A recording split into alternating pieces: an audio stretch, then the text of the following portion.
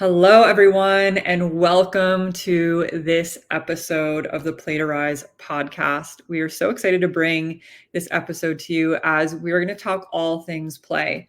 And we're going to discuss the different aspects of play and why it's so important in your spiritual journey, activating your spiritual gifts, stepping into leadership for deeper self-awareness, and how it portrays to really expanding and nourishing your relationships.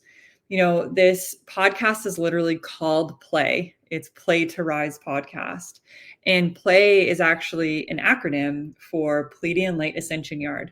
And we're going to just share a little bit about how that actually came forward, because it was, of course, so divine, and also just kind of like little pieces just started to unearth as we continue to dive into building and growing and expanding what Ava and I are creating together. And so we were literally in a channeling session one day in a business meeting, which are always, these fun, like 3 to 5 hour drop-ins.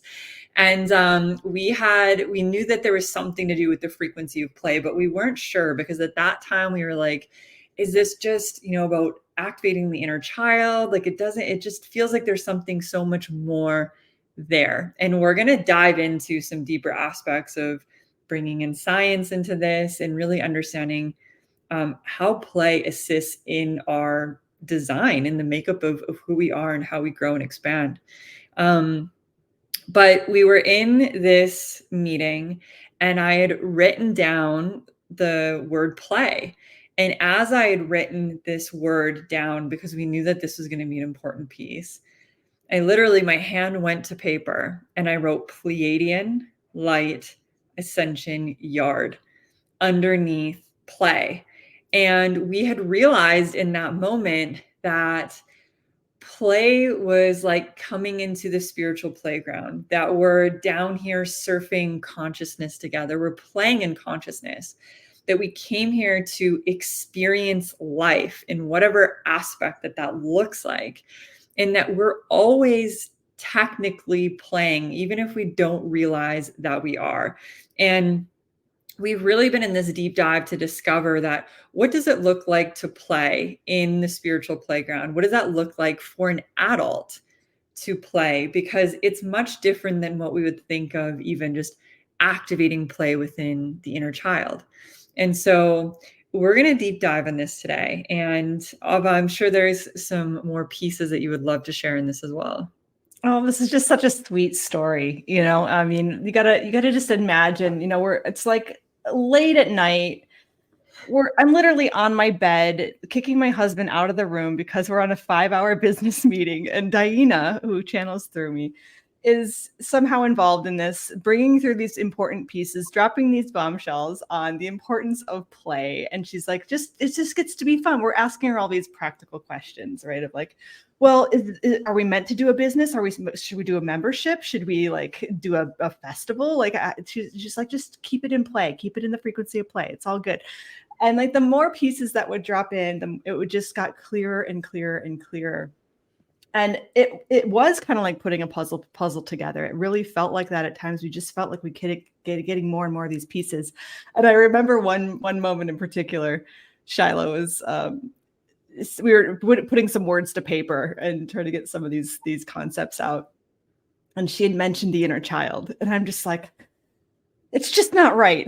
It's just missing something. I don't know what to do. It's just like, I can't, it's not the inner child. And like, I just like kind of went off on a riff on the inner child and how it's just really like constricting the frequency of play in the way that we're talking about it here on this podcast today, and the way that I was feeling it in that moment. And Shiloh, literally, you remember what you wrote? You literally wrote down in her notes, do not use word inner child. I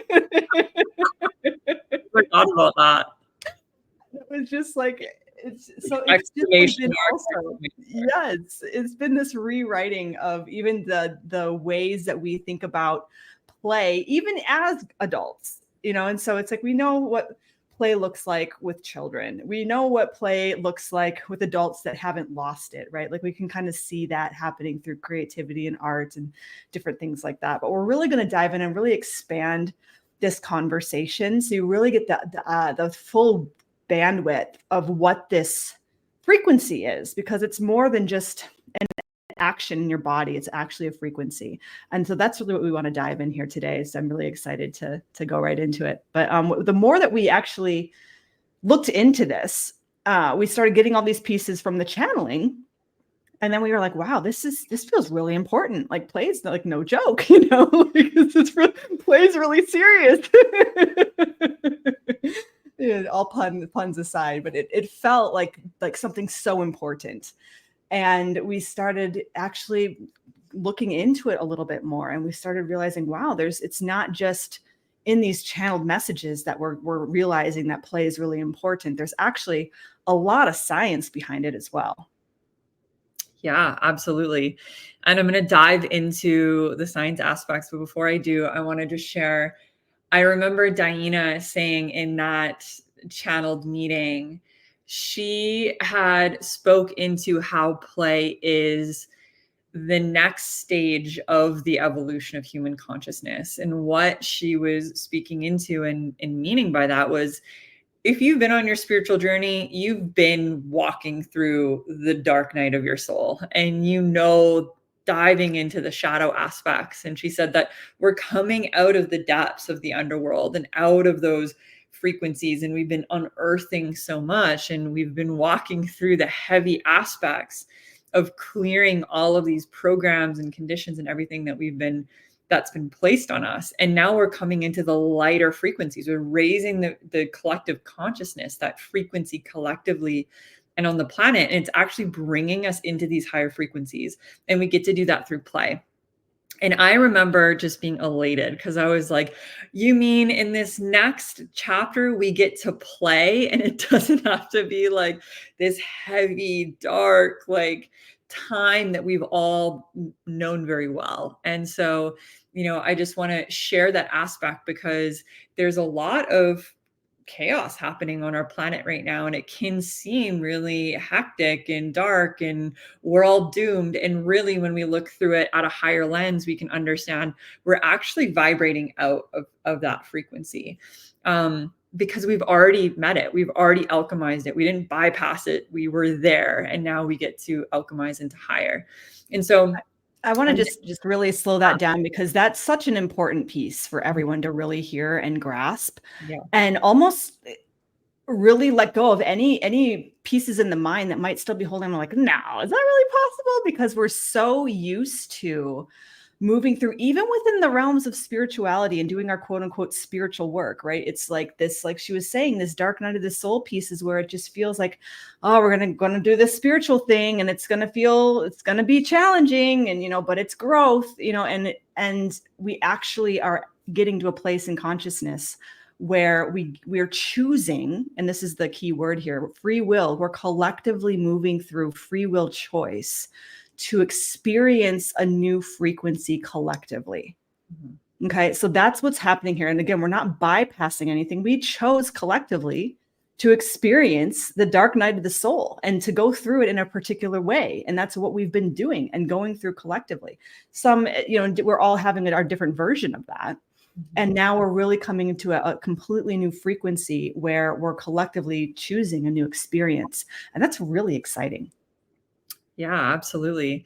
I'll just share a really quick little personal story before I jump into the science aspect of this, because I was just sitting in a ceremony space, and Av and I were just. She was just asking me about sharing my experience before we hopped into this, and the elder that was really holding the space, he was in so much play and deep spiritual wisdom. And you can tell that he has walked his path in an embodied way. And I was moving through a lot of pain in my back, because I was having to sit for 14 straight hours on the ground around a fire. And about 7 hours in, my back was just on fire, in pain, throbbing. And I was moving through a really challenging experience. Yet I was able to still be in this heightened frequency of joy, because the whole ceremony was infused with the frequency of play. And so I would weave in of, oh, wow, I'm in a lot of pain in my back. This is challenging. And I also simultaneously get to be in a frequency of joy and play and dancing and moving my body. And so we're learning how to kind of move through both aspects of it, of wow, a challenge can be here and I can also be in play. We're holding the paradox, and we're learning how to really hold the paradox of all aspects of it. And that's one of the beautiful things about being in the human experience. It doesn't just have to be pain, grief, this dark night of the soul. We're also in this place of pleasure, joy, fun, expansive love, right? And so it's getting to experience all sides of it. And as Ava said, we've really, been experiencing the other side, and now we're expanding into the more. And so a little bit about the science aspect. I gotta do one more. Do one more.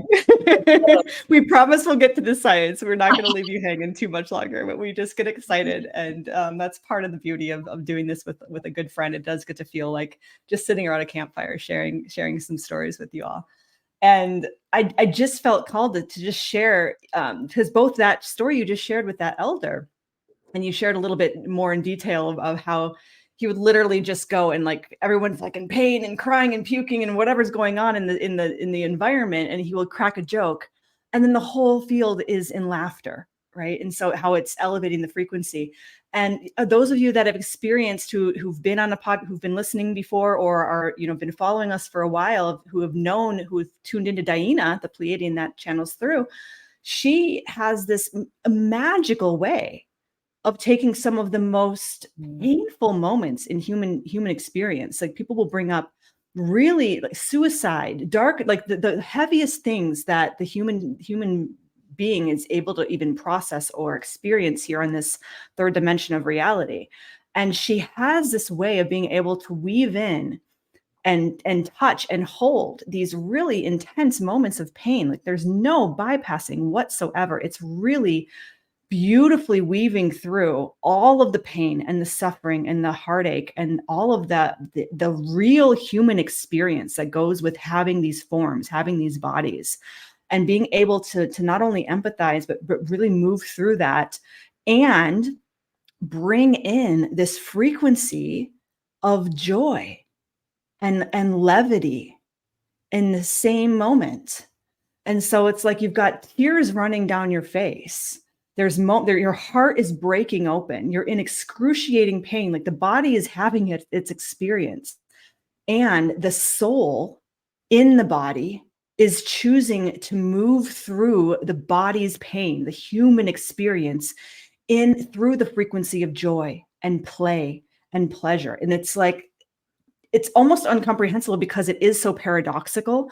And that is really how powerful we are as human beings that are having this multidimensional experience. We really do have the free will to be able to move through all these layers of consciousness and beingness in a way that really gets to be how we choose it, and it really can be that fluid. It really can hold that paradoxical of frequencies in the same moment. And so it gets to hold all of it without bypassing any of it. It actually gets to be more in the moment, right? And so some people will say, we've heard this, Shiloh and I, going over here, we're in this Pleiadian frequency, throwing play, throwing light, throwing love here, it's just like people be like, oh, you're just bypassing everything. Like you're just going straight to play. They're not even being human, right? And so I challenge that, because it's actually the exact opposite of what we're teaching here. And so what we're really, really bringing into awareness is how we can actually be in these forms, fully embodied in all of our multidimensionality, being so rooted on this earth and being willing to hold in these higher frequencies and have the same level of awareness in these higher realms of frequency as we do in the third dimension of the density, so being able to really move fluidly with all the layers of our multidimensionality. Yes, so beautifully said. And if you know anything about Ava and I personally, you will know that the two of us do not bypass anything. We have met ourselves over and over and over again. And, the thing that, at least for myself, that always it's the light on the other side that I know. The what gets me through the challenging moments is knowing the paradox on the other side. to the depths I feel grief or what I've suffered through pain, I now then get to experience the other aspect of it, which is what collectively we're talking about. This pendulum swing from human suffering is going like this, and there is peace that is coming to our planet, and we get to experience that. And in fact, how universal law works is we cannot experience one side of the coin without experiencing the other side. And so that's what we're sharing. Like we've been collectively in it, and the pendulum is swinging. And that's what DiYeena was talking about this next stage of the evolution of human consciousness is in play. It's in joy. It's in peace. And so we get to take in a deep breath, and finally we've gone through the trenches, and it's time to be in this celebration of this new paradigm that's birthing right now, and it's birthing through us. Okay, how are we feeling? Should we jump into the science? I mean, I think we've left them on a cliffhanger long enough, right? Exactly. Okay, so how do I want to start this? Well, I want to bridge this by speaking of, even just the great paradox that we were talking about. And what really bridged my curiosity in this is learning that there was actually a study done in many different school systems, that were experiencing a lot of bullying for kids. And they decided to bring in, because they were understanding the science behind play and how it actually affects not only children, also adults, but affects us in our human biology in the way that the social constructs are actually weave together, and how that builds, especially as children. And so they did this study in these places where there was a lot of bullying. And what they noticed throughout an entire school year, and they continue to do this for many years to come to make sure that it just wasn't a freak thing or a fluke thing, is they actually brought in intentional play into these school systems. And what they realized is by bringing in intentional play in 1 year's time, they were actually able to bring bullying down in that school system by 40%. 40% is wild. That's almost half of the bullying that was going on in the school. And so through curiosity, I continue to dive deeper into this. Well, why is that? How does play affect allowing bullying to not really be a thing in school systems anymore? And the deeper science in that is playing actually activates, and it only actually takes 20 minutes of play, which will start to activate and expand and grow the prefrontal cortex. And this is how play then weaves into activating your spiritual gifts, your creative genius, your leadership skills.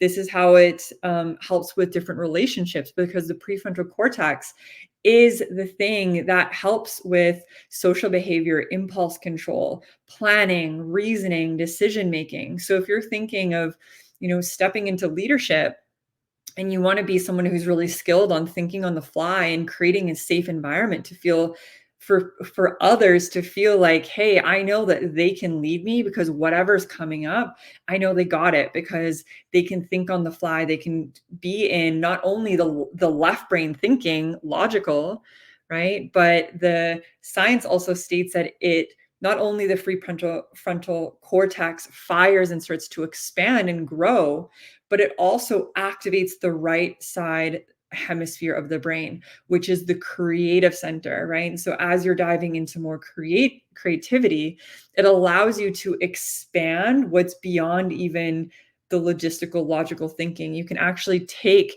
a bird's eye view and come out of the box and see possibilities that maybe you were not able to see before. And this is all done through the lens of play, right? And they've also discovered that when in play, especially, not only children, but again, this is also for adults. When adults are in play, it actually activates the homeostasis. It brings in the regulation of that. And so what exactly does that mean?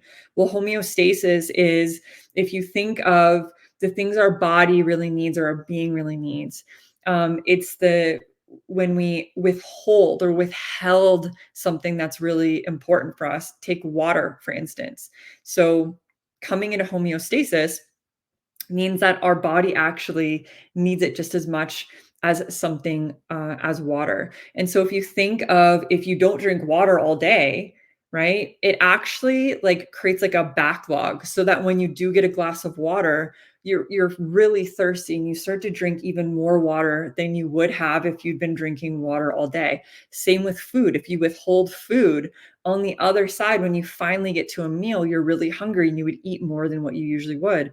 They're finding this with play as well. So when we have a backlog of play, when we have the ability to actually tap into that, there is even more that wants to come through, just in the way that we would drink more water. And it's because we yearn for it. There's a place of yearning, and the science behind the yearning is the prefrontal cortex knows that it's going to grow, it's going to expand, and that actually pours into you in a chemical basis, in a hormonal basis, in a way that it regulates our nervous system in ways that we can't even imagine. And so in these studies, they've discovered that play actually makes us smarter, right? It actually makes us more skilled in many different aspects. So thinking that, wow, bringing more play into my life can actually create more success in my relationships, in my business, in the way that I show up and creatively express myself, in self-awareness. This is an incredible discovery. At least it was for me, to know that, play isn't just something that we do for fun. It's actually very vital for us as human beings in so many different aspects. And so that's a little bit of some of the science that I've been studying and discovering, and I know that Ava has some pieces with that as well. Yeah, and I just, the way that you just summed all that up is just so beautiful, because it just really shows the magnitude of what we're talking about here, even through the lens of science, right? And so we're going to kind of take this, and like the first thing that comes up for me is we're having this discussion is, well, like, what does it even mean? Like, what are we actually talking about when we say we're going to play? Like what is that? I think we all have like a semi understanding of it, but what is it actually? So like, let's look at that a little bit, like through a couple different lenses. Like first, through the scientific lens, there's definitions, of course, right? And there's not like a one agreed upon definition, but there are some characteristics, right? And so one that I found here that seems to kind of encapsulate several different opinions is that play is a spontaneous, voluntary, pleasurable, and flexible activity. And it involves a combination of body, object, symbol use, and relationships. Okay, so that kind of gives you a little bit of a context, and really, even from that scientific lens, I would say that Peter Gray really was one that kind of came in and kind of capsulated 5 different categories of really what it means to play. Like, what are the characteristics of play? And it's pretty widely accepted and agreed upon within the science community that this work of Peter Gray, and those five characteristics, the first one is that play is self-chosen and self-directed. So it's place free. You can do what you want. You decide what you want to do, when you want to do it, who you want to play with, when you're done, right? It's the freedom to play and to quit, right? Like it's self-directed in that way. So that's the first one. Second is that it's intrinsically motivated, meaning that the journey is more important than the destination, right? So it's really valuing the moment rather than the end result. That's a really big piece of it, right? And then actually studies have shown that the more there is a goal, like an end result, the less it actually is play by definition. Like there's actually something very connected between how goal-oriented something is and how much it's considered in the frequency of play, which I found really fascinating. It's also guided by mental rules, but those rules also leave room for creativity. And we see this with kids. They'll say, even as an adult, sometimes I'll be like, my kids will come and be like, oh, okay, what do you want to play? Okay, what do you want to play? Like that's the first question when you want to play. What do you want to play? And so there is this kind of self-organizing, agreed upon container or boundary that's put upon the play regulations, but there's still free form in all of that. right? And so the fourth is that it's imaginative. Like play is in the mind of the creativity. It can go in any direction, right? That's the fourth one. And then the last one is that it's conducted in an alert, active, but relatively non-stressed frame of mind. This one's really key. So what is that actually saying? To me, that's saying that play happens when somebody feels safe, right? Play happens when there's a safe container for it. And so that's where I can see how in our society, you know, if we look at even the piece around it being safe, and like it just, that one in and of itself, honestly, is just like, okay, I can really see how we've really gotten a little bit sidetracked from that frequency, right? It's like how much of our world feels so unsafe. And you can look at just all the different aspects of it, that what creates safety for a person or for a human being, and how much of that is really being tested into the basic levels of existence right now. So these are some of just some of the scientific ways of looking at play through that particular lens. And then as we were really going into this, we were like, Shiloh we were just getting ready for this. And Shiloh's like, well, what's coming through? I don't know how accurate this is, but what's coming through, the channel definition, is that play gets us out of the left brain and into the right brain. It's opening that creative center, even through observation. And Shiloh, I don't know if you want to share about that, because you really had a really beautiful example of that. Yeah, you know, I'm a very visual person. So as we're talking about the science aspects, right, it also lights up the right hemisphere of my own brain, which is the, you know, my spiritual gifts. And that's how that weaves in as well.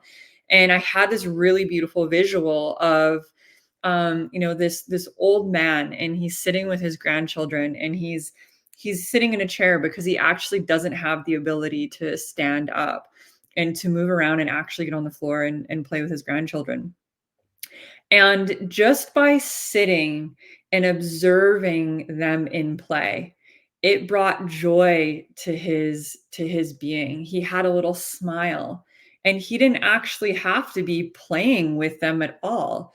Just by him being in the space and observing them in play, it brought joy to his own heart, which actually activated the frequency of play within his own being, because he was in the appreciation of the frequency of play. And that actually ignited something within him that brought him into these higher frequencies that we're speaking of.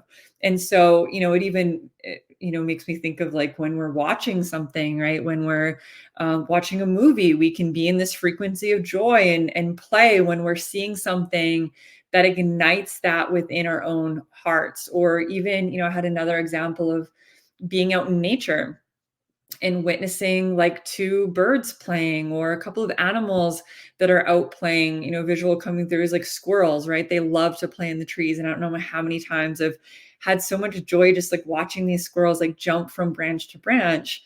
And meanwhile, I'm just standing there, not moving at all. I'm not actually the one who is physically playing.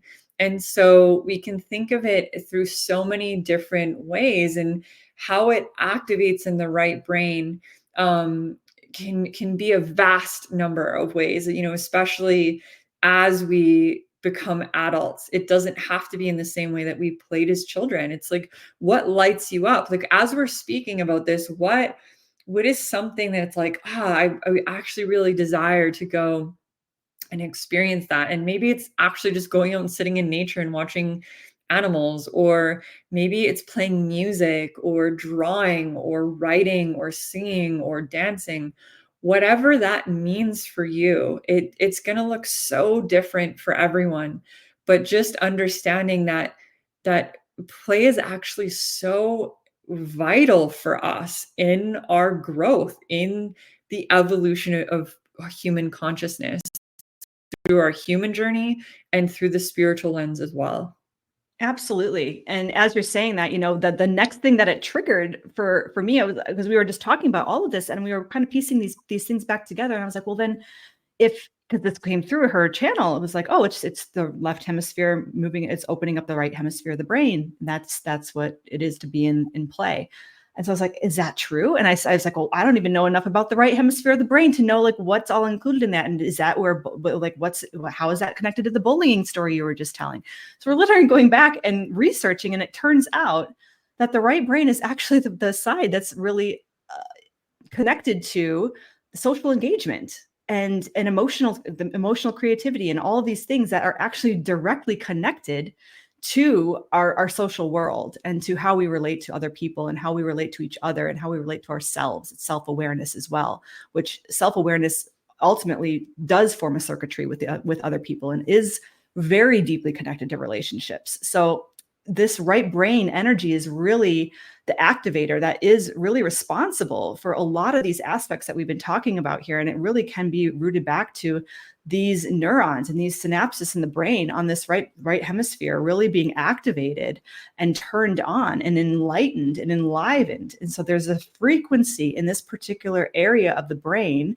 And if you think about it like a hologram, it's like your body is this hologram for the entire universe, right? So it's the macro to the micro.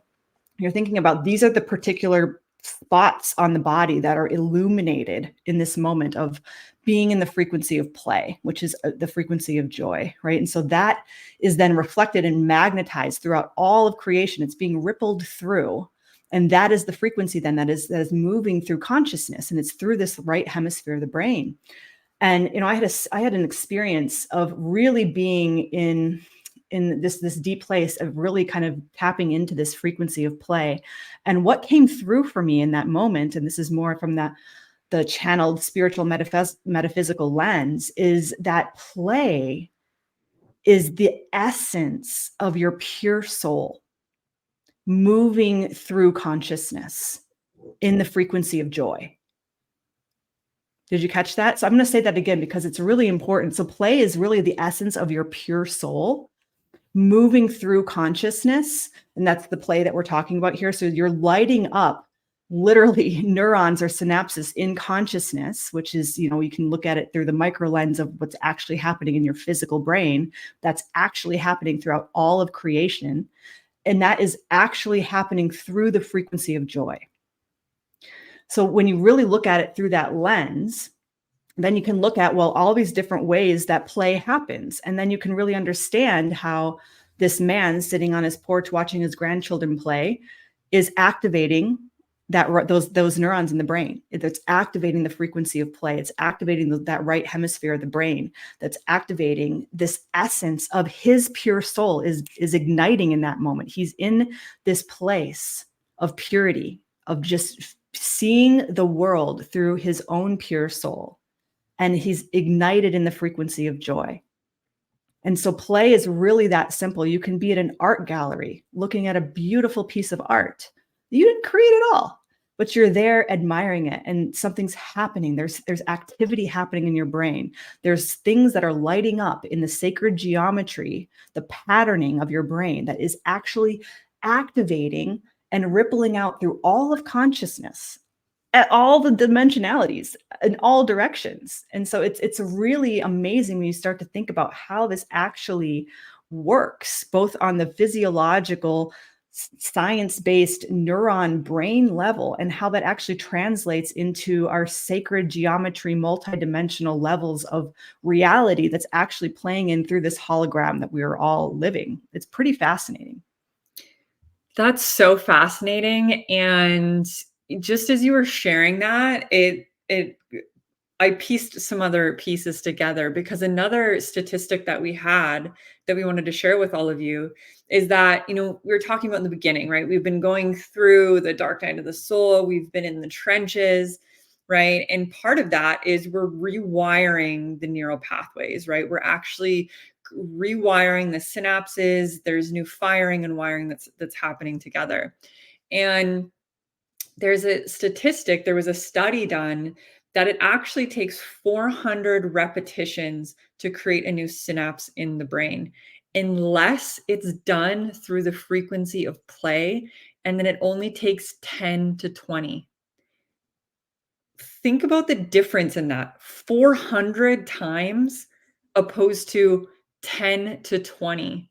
Now, what I just bridged together is, as you were talking about play connecting us into the essence of the pure soul, that makes sense on a level of, okay, well, we can see the science based on it, right? The neurons are firing, wiring. Oh, wow. When we do it through the frequency of play, they fire and wire much faster. I don't know with the exact percentage difference of that, but it's a lot, right? And what I'm understanding is through the multidimensional lens of the soul and the essence of the soul. It's because through play, we're tapping into that pure essence and we're remembering who we are. We're remembering that we're not all of these things actually that have been placed on us. And so when we're not in the frequency of our pure soul, when we've forgotten who we are, then of course it's going to take 400 times to create a new synapse. But when we're in the frequency of play and we're remembering who we are because we're in our true essence, it's just easier. It's, of course, this is the way that it's supposed to be. And our brain literally just reorganizes itself and fires and creates these new superhighways that just become the new way of being for us, which is really not the new way at all. It's remembering who we truly are. It's releasing everything that we're not. Absolutely. And the story just popped up in complete relation to that, just for to say the same thing through another lens. And it's connected to that story I was just sharing around when I was really feeling myself in my pure essence, in my pure soul, and I just wanted to play. And I was in a room of other people, and I was like, I wonder if anybody else is available to just play in the pure soul, like without any of the stuff. And so I was going around the room and I was like, I'm looking for anyone that wants to play. Do you want to play? And they were like, yeah, what do you want to play? I was like, well, here's the rule. I was like, I just want to play with your pure soul. And there's this one brother of mine in particular that was just such a sweetheart. And he was like, well, I'm paraphrasing, but he was like, well, I've got all this unworthiness. And I was like, well, unworthiness can't come and play. Like, it's just got to be your pure soul. We got to just, can you just put unworthiness down? You can leave it right there. You can pick it up as soon as we're done. Just put it down for a second, and then we can go play with our pure soul. And then you can just go back and put it on again. But like, just take it off for just a minute. And he had a really hard time taking off that backpack of unworthiness just to play with his pure soul. Like, he was so attached to that identity of unworthiness that he was really just like not willing in that moment to come play in his pure soul with me. And so it's just another way of looking at that, because it's like you look at it through the lens of 10 to 20 reps versus 400. What is creating those extra 380 to 390 repetitions? It's because it has to go through these filters of unworthiness, or I'm not loved, or abandonment issue, whatever the stories are that we've put on the labels that are actually not the true essence of who we are. All of those things, these repetitions have to move through all of those frequencies. And so it's like, if there's thick walls and thick layers of all these other frequencies, it's literally like tuning to a radio station, you have all these other frequencies in the mix. And so you're not getting a clear signal. It's the same way. And so the more of these stories that we haven't actually worked out in our own being, the more of these pieces that we haven't actually cleared out of the field, the more there is going to take some of those higher repetitions to kind of create those new synapses in the brain, because you're not connecting into your pure soul in those moments. So play is it's a fast track, especially for those of you that are really rising leaders that are here and you're leading the way. Play is like, it's really like a super tool in your tool belt. It's like one of those like magic wands that everybody should know about, right? Kind of thing, where it's like, you can do this through play and you get to like just fast track through all of this. It's really that powerful. And so this is really the science behind that, and a little bit of the metaphysical brought into it and bridged, because that's what we do. Mm-hmm. You know, it's so fascinating, because I feel like when we enter this space together, right, and whatever it is that we're creating, I feel like, you know, the reason why, you know, the brand of everything that we do, you know, we not only do this podcast, Play to Rise podcast, but we actually have a membership called Play. And I feel like every time we step into this arena, we'll call it an arena, right? It feels like we are playing in the spiritual playground. And just in, you know, before we started speaking on all of this, I had all the facts, I had all the things written down.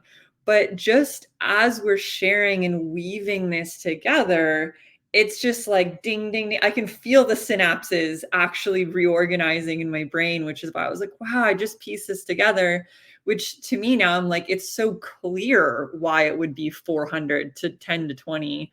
But before we started this, I was like, I wonder why that is. Like, it didn't like click until we were in here playing together. And so, this is just a real life in the moment example of how weaving together through human consciousness, through this lens, can actually activate and reorganize and bring us into the deepest remembrance of who we are. Absolutely. And what's also coming through here as you're sharing that is, even through both of these definitions that we just listed out of what play actually is, channeling actually fits into those definitions. Mm-hmm. And, channeling fits into both of those definitions. So we've been here literally playing, being in the pure essence of our souls, bringing through just the purest frequency. And it really is in that vibration of play. It really is in that vibration of joy and love. And so it's just interesting how all of this is piecing together, right? It's just really fascinating. And is there anything else that's coming up for you, Shiloh, before we maybe bring in DiYeena of the Pleiadian family to hear what she has to say on the frequency of play? Yeah, I would love to bring in DiYeena. Absolutely. It feels like it's time. Yeah, I was feeling that too. So for those of you who are tuning into this podcast for the very first time, or for those of you who haven't met DiYeena is a Pleiadian.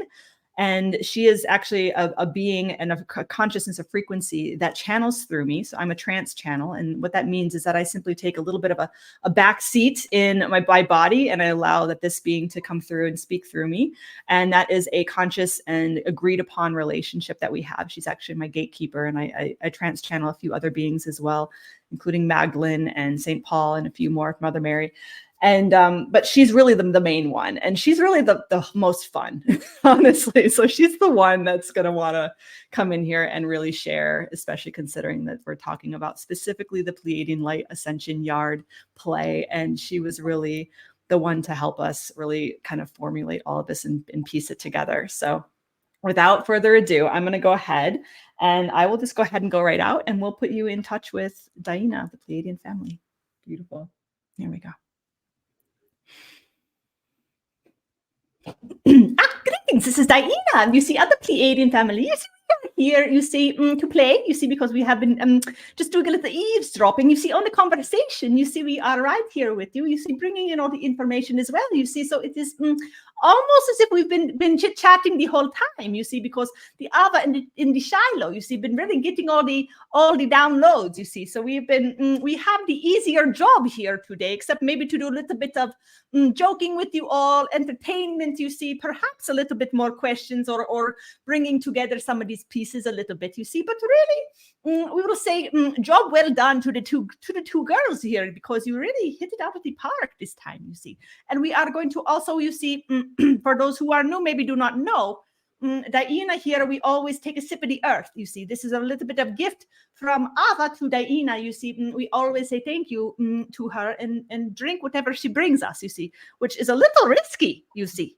We do it every time, you see. We never thought about that part. It could be a little risky game, risky business. We definitely have the trust built to trust that she will give us something tasty every time, you see. So let's just make sure that we have a good one today.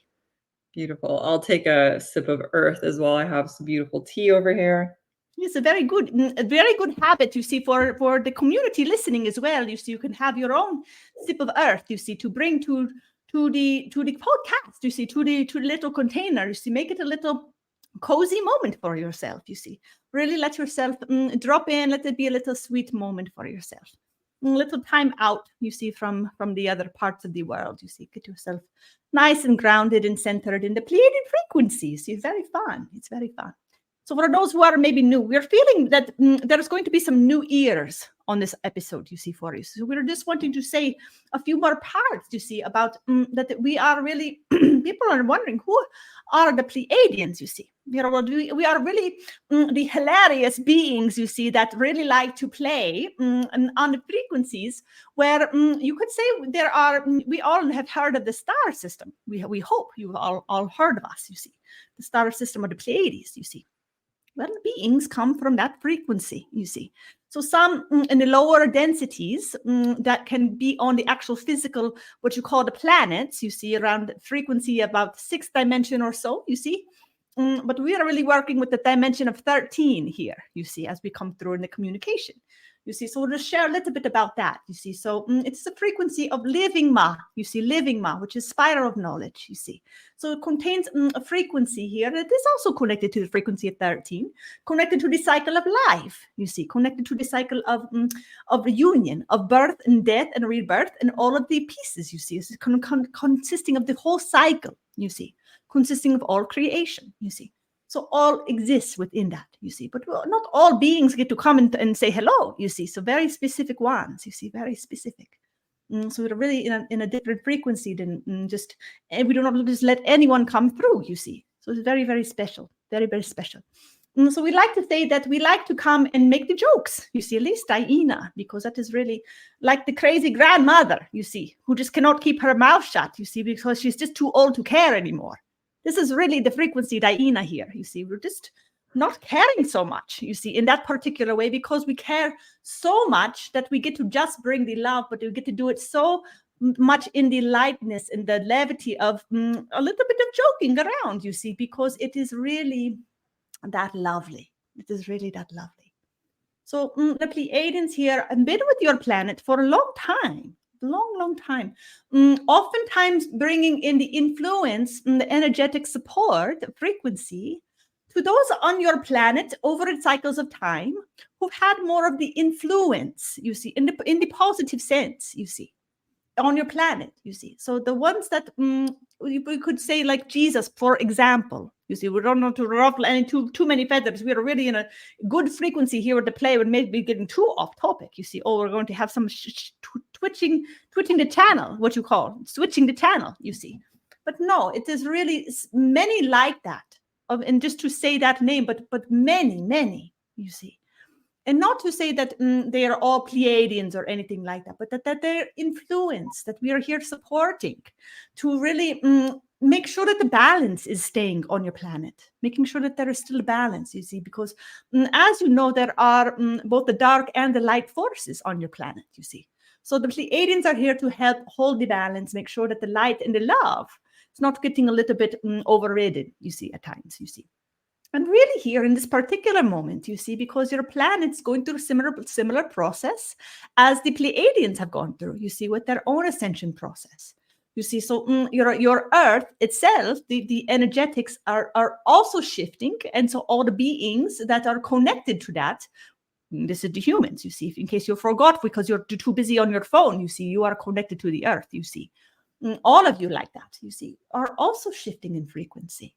So it is really a big deal in the cosmos, you see, or have lots of eyes and ears of planet here sitting around eating the popcorn and wondering how the humans are going to do it, you see, and what timeline are they going to choose, and what are they going to do this time, you see. So we are really on the edge of our seats, watching all of you very proud, you see, like a proud parent watching their child, you see.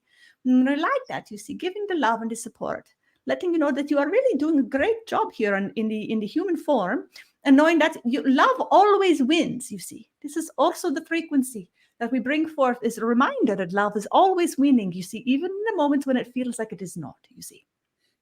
So that is just a little bit, you see. We're going to get back to the frequency of play, because this is why we're here. You see, so frequency of play, Pleiadian Light Ascension Yard, you see, this is really the container that you find yourself in here, even on this podcast. You see, there is membership, you go check it out, you see, get tuned in, you see, because it's really tuning into, there's many parts to it that all connect to the whole. The frequency of 13, you see, all connecting back into the frequency of play, frequency of joy, because it's a frequency of wholeness, you see.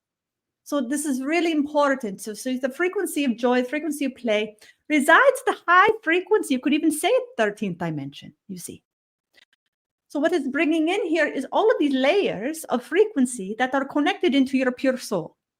They're connected into your pure soul. And it creates the frequency of wholeness, because now you are able to go all the way up to the 13th level, 13th floor, you see, going up the elevator, so to speak, of your own consciousness, of your own being, saying hello to all the layers on the way up, you see, saying hello all the floors, all the dimensions, you see, but you are really creating a frequency of wholeness because you're giving awareness to all of you, you see. Not to say we stop at 13. This is not by any means the end point, you see.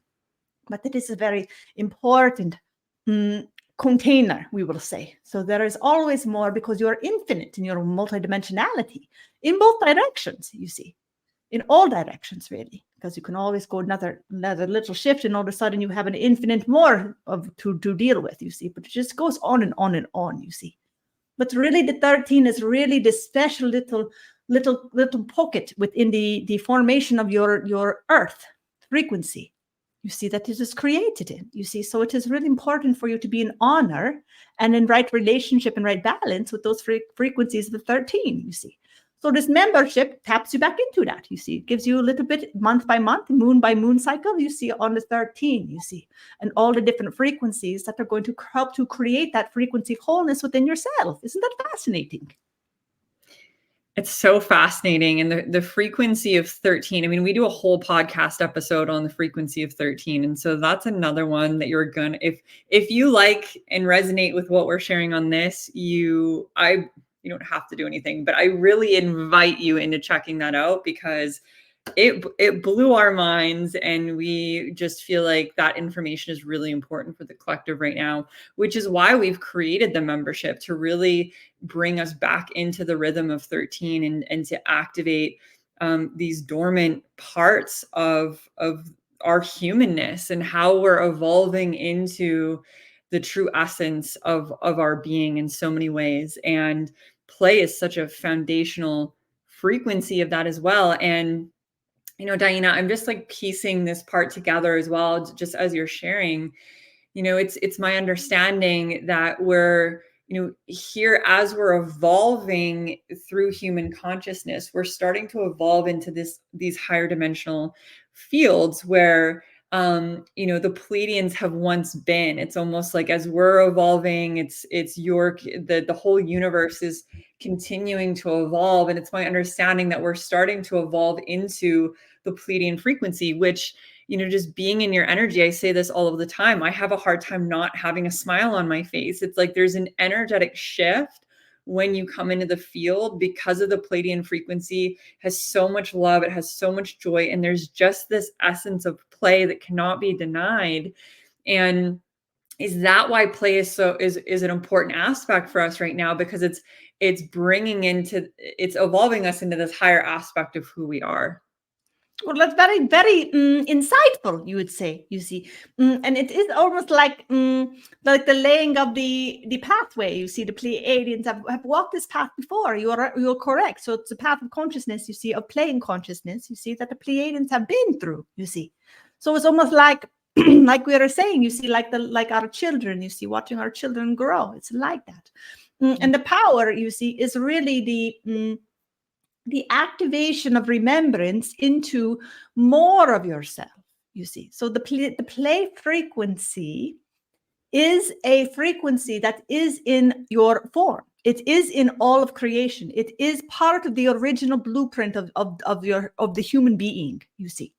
So it is a specific code within your DNA, within your body, within your physicality. There is a frequency, a code of activation that happens in the frequency of play, you see. So it is encoded in your DNA, the frequency of play. So what happens when we, you can say, when we only use, they say all this junk DNA or the gray matter in the brain, you see, so to speak, you see, these parts of the human being that are apparently not useful, you see, or junk, or we don't really know that much about, you see, or we haven't quite cracked the code. Well, that is exactly what is happening. The code has not been cracked. The code has not been activated, you see, because it is not being used. So it is not useful because it is not being fully used, you see. So that is the part of the human being where you get to be in the free will of choosing which frequencies you desire to experience. You see, and we're going to take a little sip of the water just to clear the throat. That's better. We have to deal, you see. We do not tell the Ava body what to put in. You see, we just drink what she has. You see, a little to make a little throat like coated like a nice, like it's like a warm creamy beverage. You see, so it's just creating a little bit of that. But anyway, so it is really your choice of a free will of what you choose to light up in consciousness. A little bit of what the Ava was sharing, what was coming through. You see, is how we play through the field of the multidimensional hologram. You see. So as we are choosing through free will, we are choosing to activate certain points on the sacred geometry of creation. So it is all geometry. It is all sacred geometry. If you were to see it with the bird's eye view, you see, you are able to zoom out far enough, you would see these patterns of light, you see. And the light lights up when we give the awareness or the focus, you see.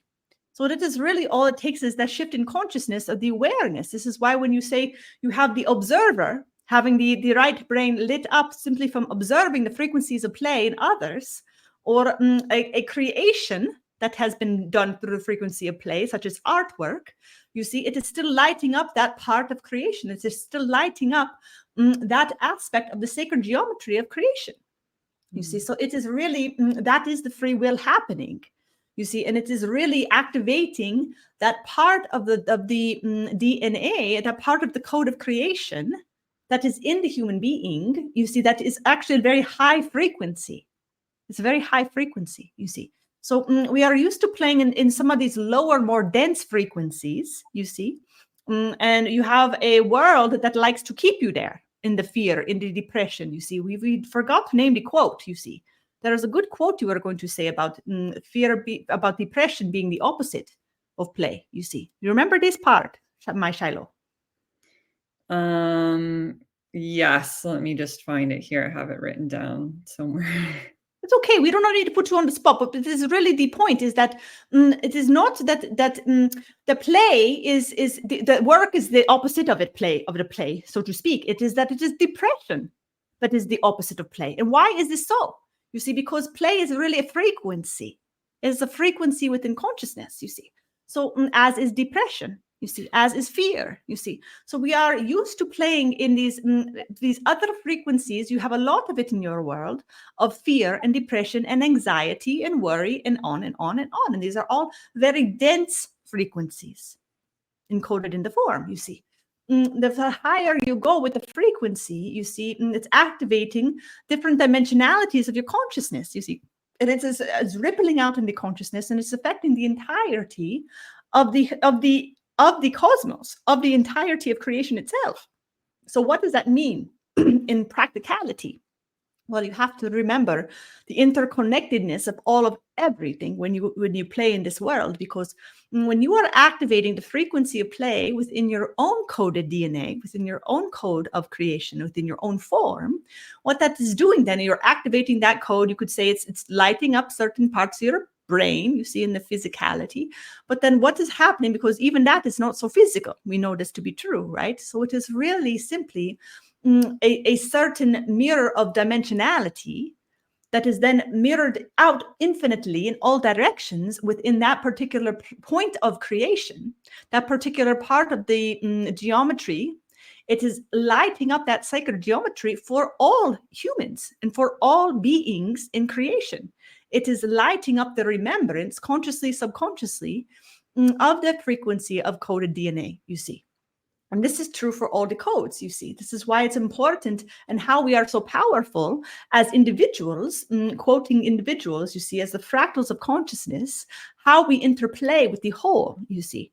Because it is a note within the symphony. So you choose to play the note of play, the frequency of joy within the symphony of creation. You have a fractal over here that is playing in joy. You see, that is a note, that is a certain layer of sound that is affecting all of the symphony, all of the notes in creation, all of the fractals, all of the humans, all of the beings from all of the dimensionalities are hearing, we'll use that word very loosely, hearing, not necessarily with physical ears, but they're experiencing the resonance, they're experiencing the vibration, the frequency vibration of that frequency of joy, that frequency of play, you see, is activated within the whole of creation. So when you are playing, you are positively affecting the entirety of the experience of creation as you know it, you see. You are experiencing, you are connecting into the experience of the oneness by putting in a positive input, so to speak, a positive note within the symphony of creation. Isn't that fascinating? It's so fascinating. And I love the way that you express it and explain that, because, you know, I'm just tuning in here. I found the quote, the actual quote is, "The opposite of play is not work, it's depression." So earlier when, you know, I was sharing about the universal laws of polarity, right? When you would think of when you would look at one spectrum or the other side of the coin for play, you would think it would be work, but it's not, it's depression. And so through that quote, and what I'm hearing you speak on, DiYeena, is that when we're in the frequency of play, it's not only tapping us back into the pure essence of our soul, which is how Ava was describing it. It's allowing us to remember who we are and embody the power of the powerful creators that we actually are, that we get to then imprint into the spiral, the sacred geometry of all creation. We get to put a positive impact into that, as we are all, like, to me, playing can be as simple as being consciously aware of what we're creating, right? Being in our creator energy. And the opposite of that, when we're in depression, we're numbing out, we're checked out, we're not present, we're not here, we're most likely not in our power, we're giving our power away. And it's stripping us from who we are and truly what we came here to do, and how we came here to be, how we came here to express. And so what I'm even tuning into on another layer of it is being in the frequency of play is also being in our powerful creator energy. Exactly, my dear. You could say that it is definitely being in your power, but because to be in your power means to be in the essence of your pure soul. You see, it's to be in the essence of who you are, in your power, you see. And so if you are in the essence of your pure soul, and you're in that frequency of play and joy, you see, that is the opposite of depression, which is to be disconnected from your soul. You see, you are disconnected from your essence. You see, when you are in the frequency of depression, there is a disconnect of who you are. You are disconnected from knowing who you are. And so there is a sadness there. There is a feeling of loss there, you see. And it is literally a loss. It feels like you are lost. You see, you do not know who you are or where you are. And it is because you are not connected into the essence of your soul, which is your power, because it is the wholeness. It is your wholeness of your particular fractal in all of consciousness, which is also continuing into the frequency of wholeness. When all souls are dancing in their purity, playing their note, you see, their pure note from their pure essence, and they are in the frequency of joy, you see, the beauty of it is that every soul is still playing a different note, you see, but it's creating a symphony, a beautiful symphony, because it is pure essence. It is pure frequency, you see, not distortion, you see. So it is really beautiful when we all choose to show up in our fullness, in our power, as you would like to say. But really, it is in your pure essence, in your pure soul, you see. That is really you, without the stories, you see, without the stories of who you think to be, or what you were told to be, you see, or the energetics of the emotionality body, you see.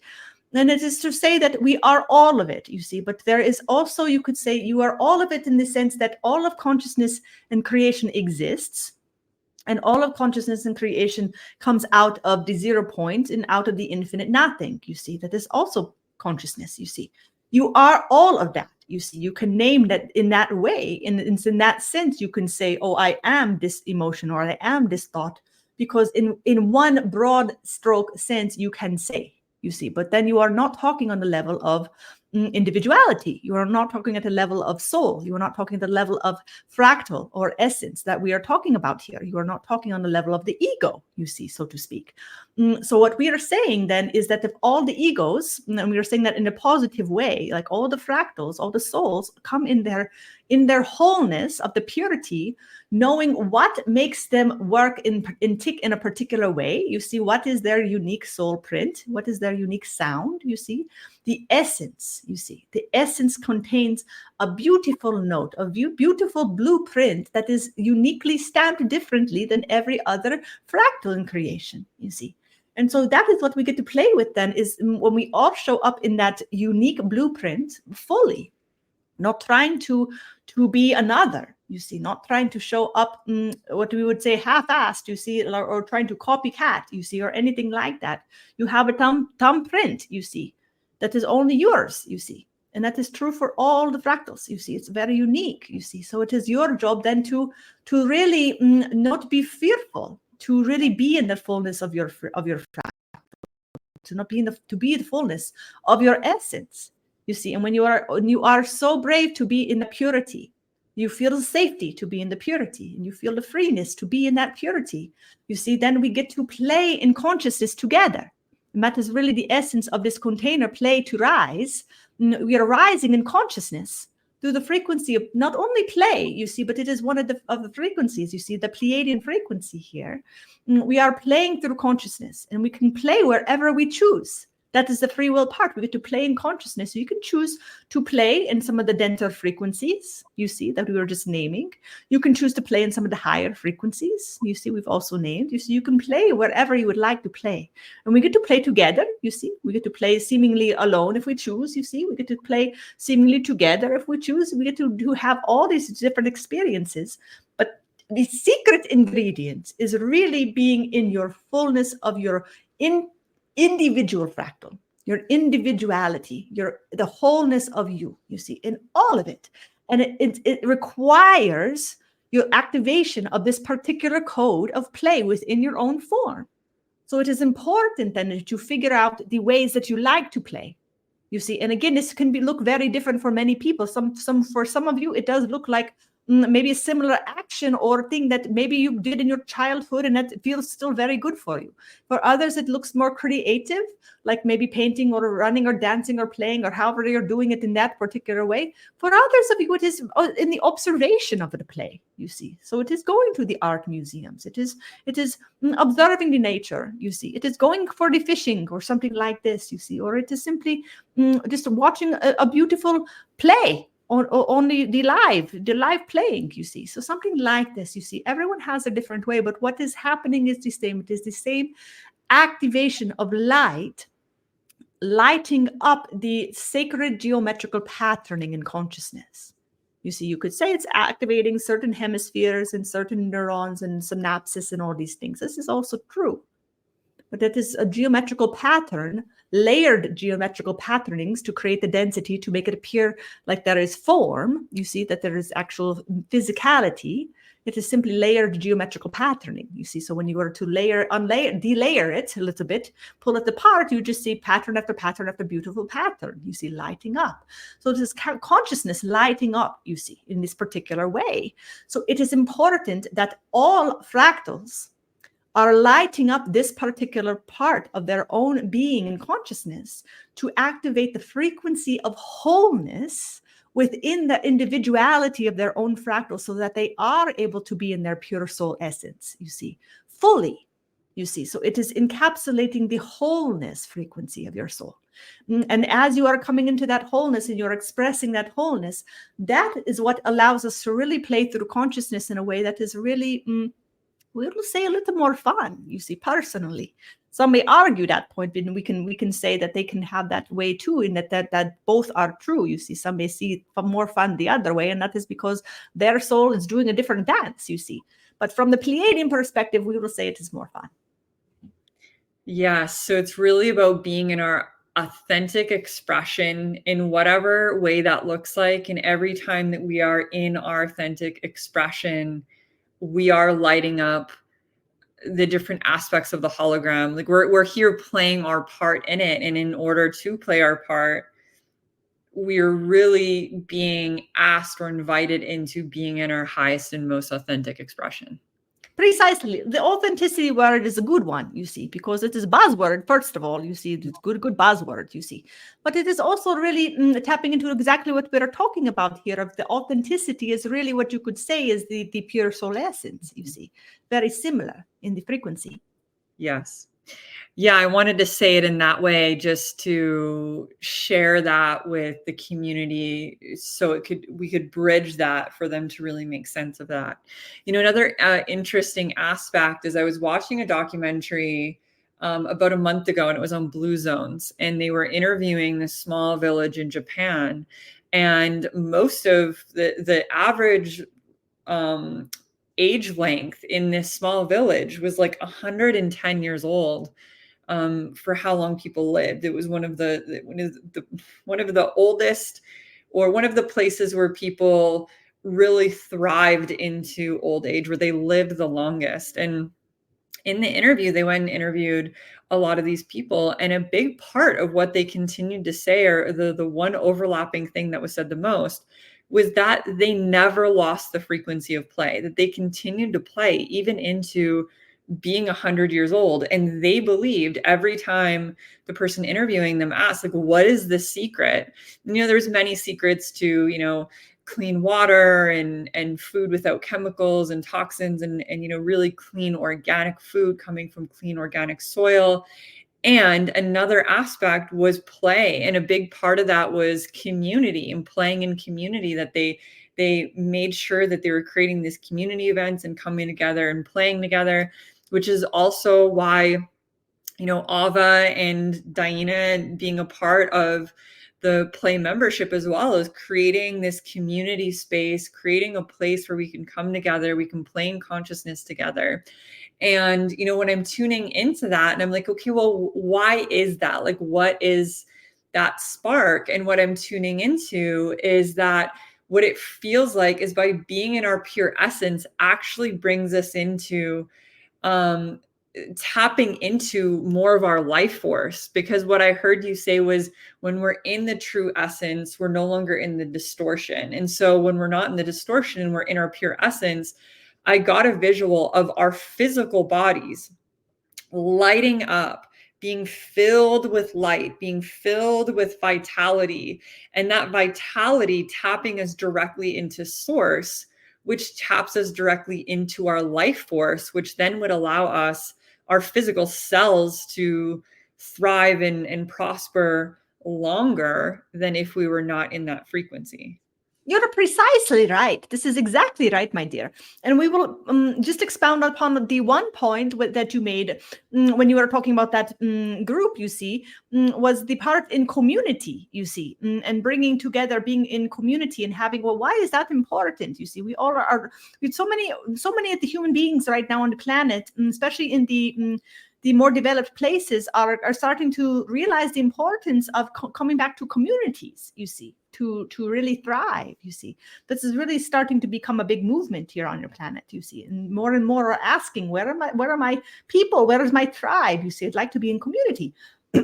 But what is really happening there on one level is it is creating, when you are around community, what happens then is it gives purpose to the individualized fractal.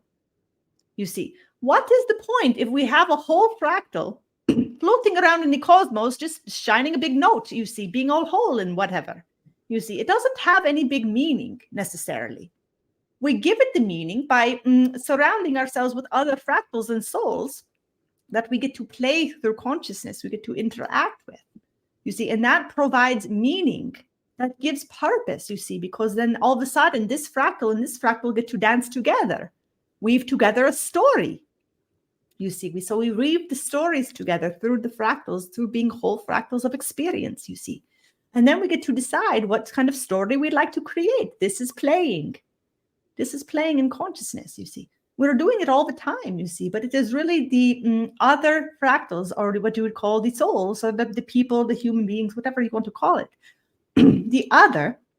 The community that is creating the experience of meaning, the experience of purpose for the individual, you see. So whether we all can do our soul work, you see, or our soul play, you see, whatever you want to call it, our growth, coming into wholeness, you see. But then what is the point if we have no one to share it with, if we have no one to then dance around with, you see? It's like, okay, we are this shining, beautiful soul. I'm all whole and ready to go. But what am I going to do now, you see? It's meaningless unless we have other fractals, you see. That is the whole point of creation.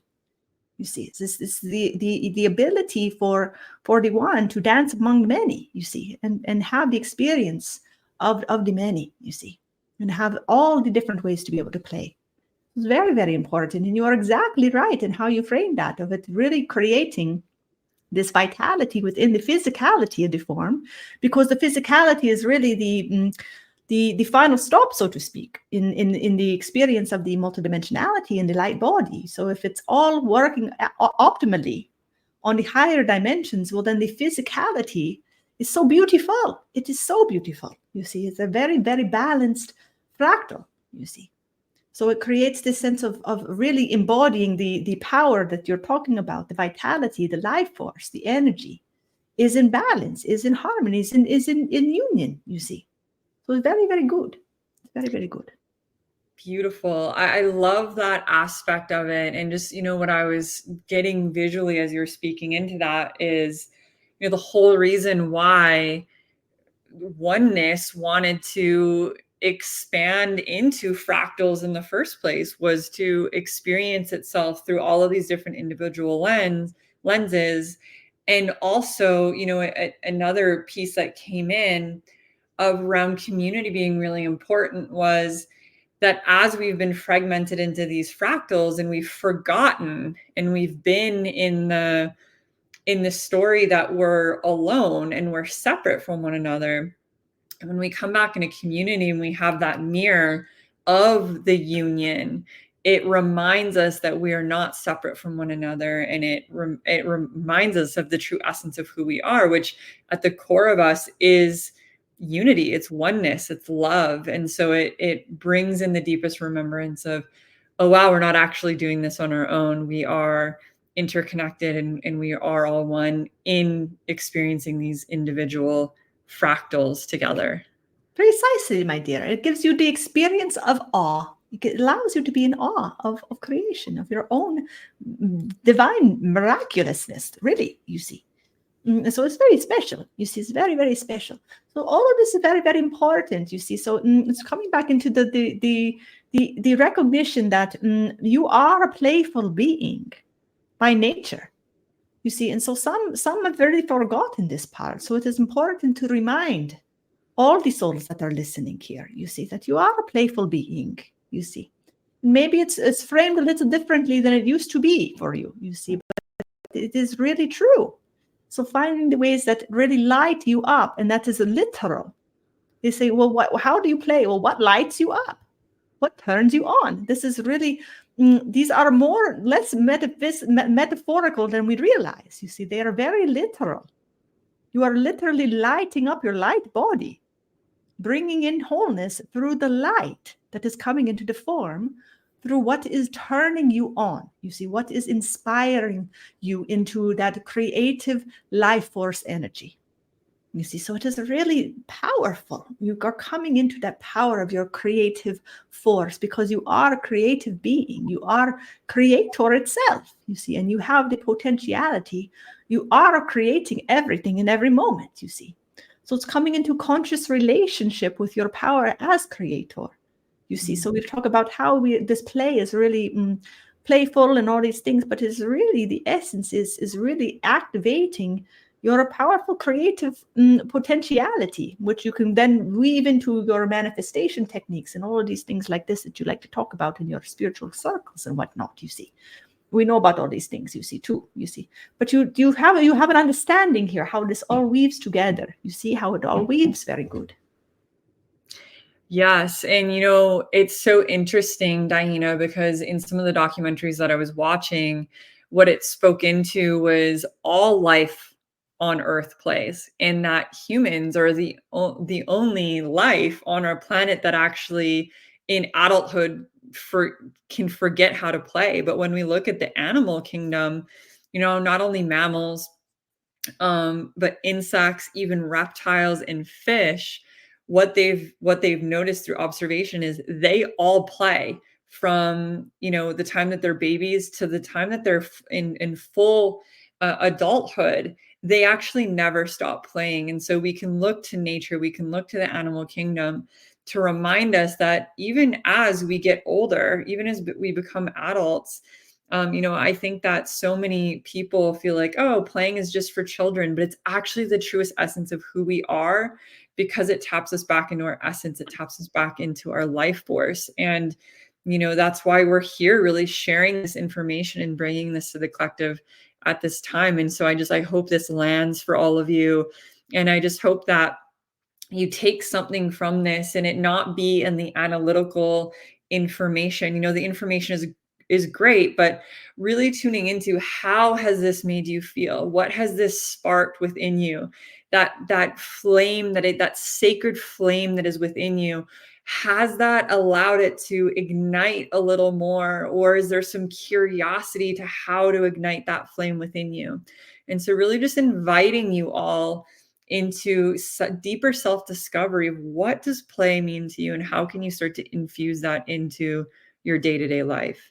That's very beautiful, my dear. We will say one more part, you see, that is maybe going to be intriguing for certain people because of just where you're at in your consciousness on your planet right now, which is that when you think about the hemispheres of the brain right now, you see, the play frequency specifically is really in the frequency of the right hemisphere, which you could consider, you have the feminine, the masculine as well at play here, you see. And where we have been in consciousness is really leaning in more to the masculine side of the brain, really giving more of the energy there, you see. And we have seen that in our world, you see, about what you have been creating is in the very masculine frequencies. You see, even all your skyscrapers, for example, very masculine in frequency, you see. You see what we say here? You see, so even the ways that we are coming back into union within the frequencies of ourselves in the balance of the masculine and the feminine, you see, is reactivating that feminine aspect without losing the masculine important parts, you see. We're coming into the union, coming into the balance. So the frequency of play is in the wholeness, you see. So it is really coming into the balance of the feminine and masculine within yourself, you see. So that is also another piece to really be aware of as you are bringing in this frequency of play, is that you are really playing in these dynamics of creation itself, because all of creation, all of life is formed through these polarities, through having a masculine and a feminine energetic, you see. So all of this is really frequencies of creation. And so as you're playing, are you coming into the wholeness within your own self? You see, are you activating the balance within yourself? You see, to come into the frequencies of play, you see. So this is really an interesting weave of it all, you see, because it is not just one or the other necessarily, because what happens then is the more you come into the wholeness frequency, you see, the more that the entirety of the spectrum begins to light up, not just a few of the synapses over on the right brain. That's more common where we go first, you see, but the more holistic our approach becomes, the more the bird's eye perspective we begin to take a look at as we are in the frequency of play, the larger we allow ourselves to step back into it. You see, the more we recognize that it is actually both, you see, and we are weaving into the both. We are weaving into the union of the wholeness and really being able to play in all aspects of creation on all ends of the spectrum, you see. And that's what allows you to really be free, is to be able to move in any direction, you see. And so that is really, really profound when you begin to understand how it all operates, how it all works within yourself, you see, because it is all a reflection, you see. So we'll say it like that. Beautiful. Thank you so much for just bringing us even deeper into the understanding of, you know, we really are here creating wholeness within self and wholeness and harmony back within this planet, as it's so within as without, and it gets to weave through the entire universal system. And so thank you for being here with us, DiYeena. I'm just so grateful every time you grace us with your presence, and I'm sending so many blessings back to you and all of our Pleiadian family and all of our family in the Living Ma, and just a lot of gratitude and many blessings for all of our listeners out there. This podcast wouldn't be what it is without all of you, as we really are a family here. And we're creating, just by being in this space together, we're creating that community space that we've spoke about as well. So thank you, DiYeena, for being here with us. Well, it is reciprocal. You see, we bring it right back to you and all of you as well. If the listening ears, we say, go check it out. Go check out the membership. Be a part of the community. Get involved, you see, because it requires all of us. You see, you are all important. You see, so do not do feel like you have to do it all alone. You see, come and receive the support. We are here for you in that way. So come be a part. We get to be connected in with DiYeena even more when we are in this field together, you see. So come and connect. It's like sitting around campfire listening to your crazy old grandmother all the time talk. You see, very, very fun. So come and do if you feel so called, you see. But we send blessings to all of you humans on the planet who are really showing up in the light workers, you see, who are really holding the line of what it means to really be embodied and really walk on the earth with really sturdiness of love and light, and really the inspiration for others, that it is safe to be in the world, that it is safe to be yourself, and that it's important to be your full, thriving human beings in the love, in the light. We bless you all, that you all are in your shining, shining souls here on the planet. Blessings from the Pleiadian family. Beautiful. Thank you so much, DiYeena. Welcome back, Ava. DiYeena just at the end was sharing about the membership. And so just for anyone who's interested in coming in and experiencing our community, we have many different levels, but at least come into the free level of the membership, where you can come into some free energy updates. We planted a little seed of the Power of 13 podcast. You can only get that on our membership because we dive into some juicy topics on it. I'll leave it at that. To say the least. To say the least. And so we have so much goodness in the membership for all of you. And it really, the heartbeat of it is community. So if you're looking for your tribe, this landed for you, come join us in the membership, and we'll put some information down in the show notes. So if this resonated with you, please like this video, subscribe, so we can continue to rise together on this ascension journey. Blessings, everyone. We'll see you next time. All right. Bye, everyone.